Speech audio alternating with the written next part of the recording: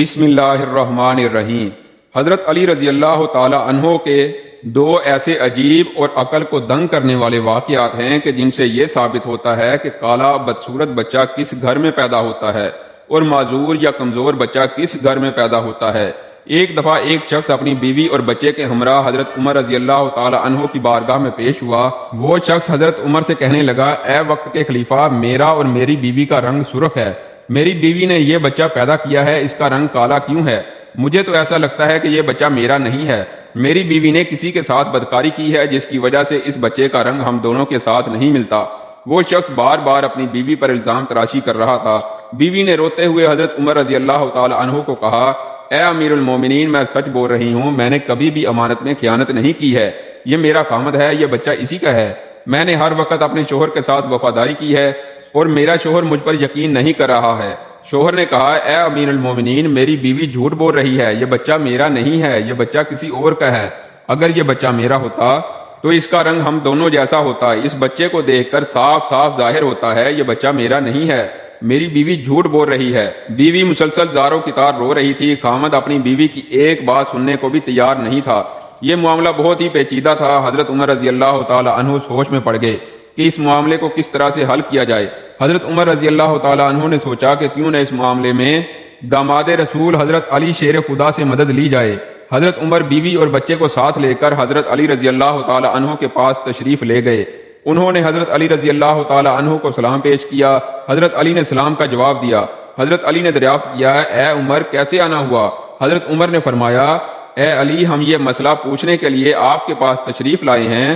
حضرت علی رضی اللہ تعالی عنہ نے خامد سے کہا، اے بندے، میں جو کچھ بھی پوچھوں گا تم نے اس کا جواب سچ سچ بتانا ہے۔ اس شخص نے کہا، ٹھیک ہے، پوچھئے، کیا پوچھنا چاہتے ہیں؟ میں آپ کو سچ بات ہی بتاؤں گا۔ حضرت علی نے پوچھا، اے اللہ کے بندے، جب تیری بیوی حالت حیض میں تھی کیا تو نے اپنی بیوی کے ساتھ ہم بستری کی تھی؟ یہ سوال سن کر آدمی نے کچھ لمحے کے لیے خاموشی اختیار کی، پھر کہنے لگا، ہاں یہ بات سچ ہے کہ میری بیوی حالت حیض میں تھی تو میں نے اپنی بیوی کے ساتھ ہم بستری کی تھی۔ حضرت علی فرمانے لگے، اے بندے، یہ بچہ تمہارا ہی ہے، بلا وجہ اپنی بیوی پر الزام تراشی نہ کرو۔ جب تو نے بیوی کے ساتھ حیض کے دنوں میں ہم بستری کی تھی تو تیرا نطفہ تمہاری بیوی کے سیاہ خون کے ساتھ مل گیا، جس کی وجہ سے بچے کا رنگ سیاہ ہو گیا ہے۔ اگر تم بیوی کے ساتھ حالت حیض میں ہم بستری کرو گے تو بچہ کالا اور بدصورت ہی پیدا ہوگا۔ اے شخص، آج کے بعد یہ بات اپنے ذہن میں بٹھا لو کہ حدیث اور قرآن میں حیض کی حالت میں ہم بستری کرنا حرام اور سخت گناہ قرار دیا گیا ہے۔ اگر کوئی بندہ اس بات کا علم رکھتے ہوئے بھی اپنی بیوی کے ساتھ ہم بستری کرتا ہے، اللہ تعالیٰ ایسے بندے سے سخت ناراض ہو جاتا ہے اور وہ بندہ جلد ہی اللہ تعالیٰ کی سخت پکڑ میں آ جاتا ہے۔ اب ہم آپ کو بتاتے ہیں کہ معذور اور کمزور بچے کن گھروں میں جنم لیتے ہیں۔ مدینہ منورہ کا واقعہ ہے کہ ایک خوبصورت اور جوان لڑکی کی شادی ایک بوڑھے آدمی سے ہو گئی۔ شادی کی پہلی رات میاں بیوی نے ہم بستری کی۔ اتفاقاً شوہر کا اسی رات وصال ہو گیا۔ دلہن حاملہ ہو چکی تھی۔ جب بیوی نے بچے کو جنم دیا تو لوگوں نے اس لڑکی پر طرح طرح کی الزام تراشی کرنا شروع کر دی کہ اس کا میاں تو پہلی رات ہی انتقال کر گیا تھا۔ اس لڑکی نے جس بچے کو جنم دیا ہے وہ بچہ حرام کا بچہ ہے، اس کے خامند کا نہیں ہے، کیونکہ وہ تو پہلی رات ہی مر گیا تھا۔ پھر یہ بچہ کیسے پیدا ہو گیا؟ اس بوڑھے کی یہ دوسری شادی تھی۔ اس بوڑھے کا پہلی بیوی سے ایک لڑکا تھا۔ اس لڑکے نے اپنی سوتیلی ماں پر الزام لگانا شروع کر دیا۔ وہ کہنے لگا کہ اس عورت نے کسی کے ساتھ زنا کیا ہے، یہ بچہ میرے باپ کا نہیں ہے، یہ بچہ حرام کی اولاد ہے۔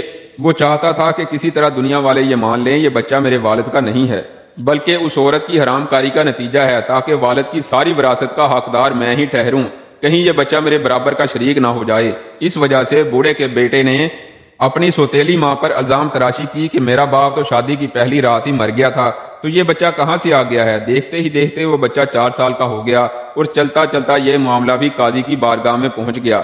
بوڑھے کے بڑے بیٹے نے قاضی سے کہا، اس عورت سے پوچھا جائے کہ یہ بچہ کس کا ہے۔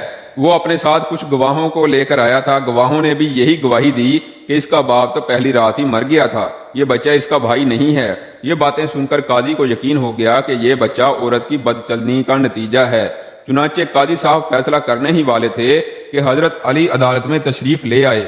جب حضرت علی نے یہ سارا قصہ سنا تو آپ نے بڑے بیٹے سے سوال کیا، اے بچے، یہ دونوں میاں بیوی کتنا عرصہ اکٹھا رہے اور جس بچے کو تم اپنا بھائی ماننے کو تیار نہیں ہو وہ بچہ کہاں ہے؟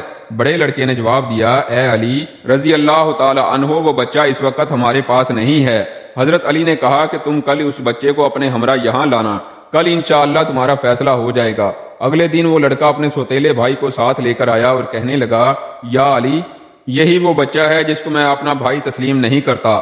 حضرت علی نے جب بچے کو دیکھا تو فرمانے لگے، میں ابھی آپ کا فیصلہ کر دیتا ہوں۔ حضرت علی نے کچھ اور بچوں کو بلایا اور ان سے فرمایا، جاؤ باہر جا کر کھیلنا شروع کر دو۔ چند لمحوں میں وہ بچوں نے آپس میں کھیلنا کودنا شروع کر دیا، ایک دوسرے کے ساتھ مستیاں کرنا شروع کر دیں۔ حضرت علی بچوں کو کھیلتے ہوئے بڑے غور سے دیکھ رہے تھے۔ کچھ دیر کے بعد حضرت علی نے بچوں کو بلایا اور فرمانے لگے، سب بچے ایک جگہ پر بیٹھ جاؤ۔ سب بچے حضرت علی کے پاس آ کر بیٹھ گئے۔ اس کے بعد حضرت علی نے سب بچوں کو ایک ساتھ کھڑے ہونے کا حکم دیا تو سب بچے ایک ساتھ کھڑے ہو گئے۔ مولا علی رضی اللہ تعالی عنہ ان بچوں کو بڑے غور سے دیکھ رہے تھے۔ حضرت علی نے دیکھا کہ یہ سب بچے بڑی آسانی کے ساتھ کھیل رہے ہیں، بیٹھ رہے ہیں، کھڑے ہو رہے ہیں، ان کو کھیلنے بیٹھنے اٹھنے میں کوئی دقت نہیں ہو رہی۔ آپ نے دیکھا کہ جس بچے پر یہ الزام لگایا جا رہا ہے اس بچے کو بیٹھنے اور اٹھنے میں کافی دقت ہو رہی ہے۔